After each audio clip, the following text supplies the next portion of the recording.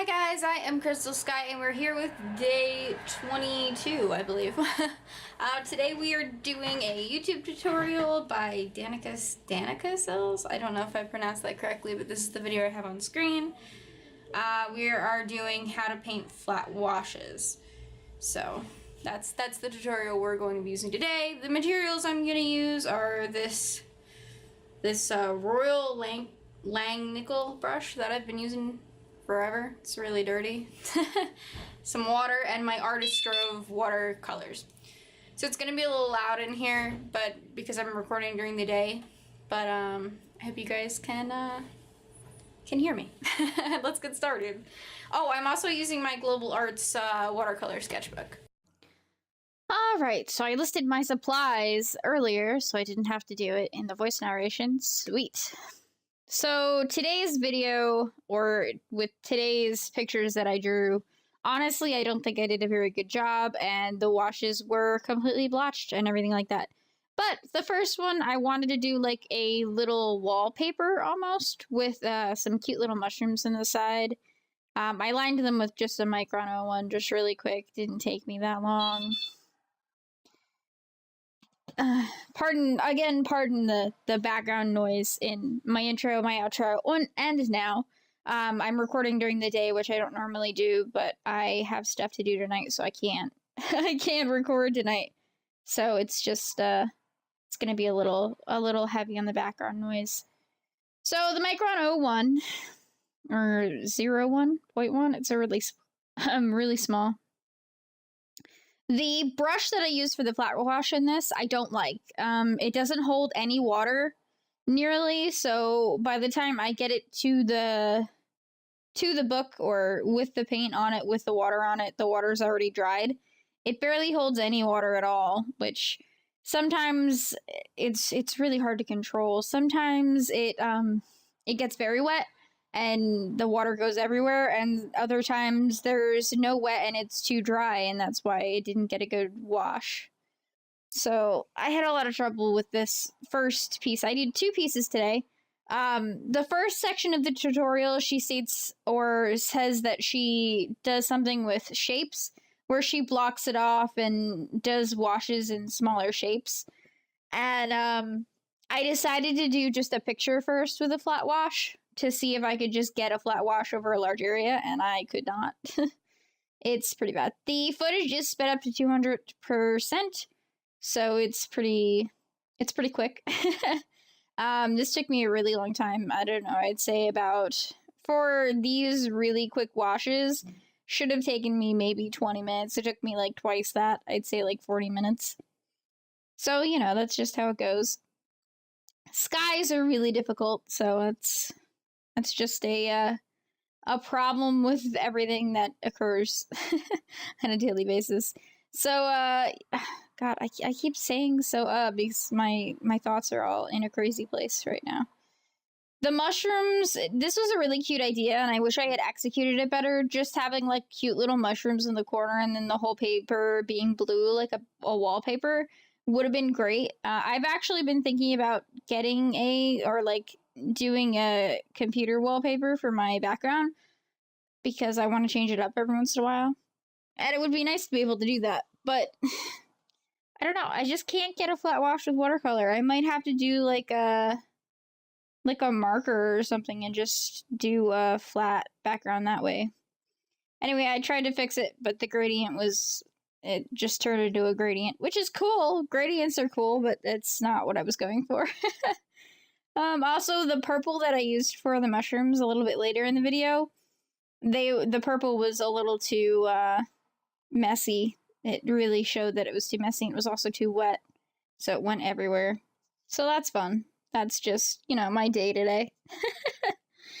Tomorrow's video is going to be a little shorter, which is, it's fine. It's fine. I'm also probably going to do another Hobonichi doodling video. Maybe a decorating video a little bit later. That'll be pretty exciting. I really like working in my Hobonichi, just like doodling things and practicing hands and such. I don't know, it's just something that I particularly enjoy doing. So I'll do more of that. flat washes, they are so difficult. She's very informative, but I feel like it's not enough visually for me. I'm a very visual learner, so it's not enough visually for me. I try to fix some of the washes, but by the time I had gotten back to them, they were dry already. So the lines had soaked into the paper. She mentions this in her tutorial.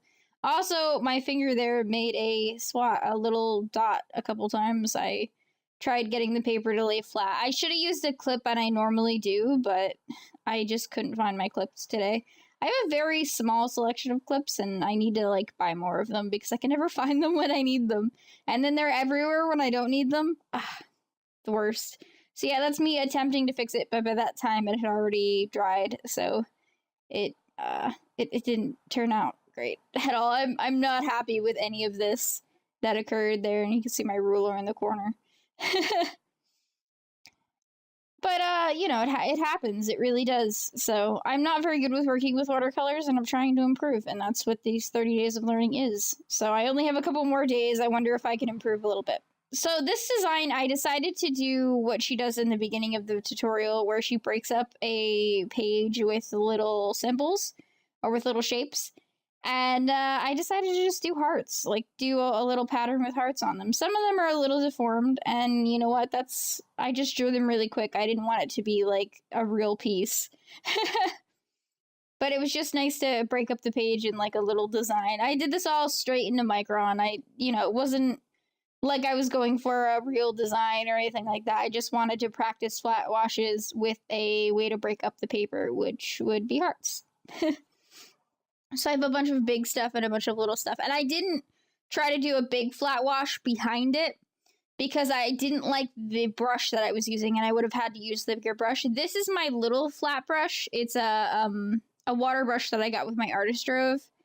And honestly, it's one of my favorite. It actually is my favorite. If it would be a little bit bigger, it would be perfect.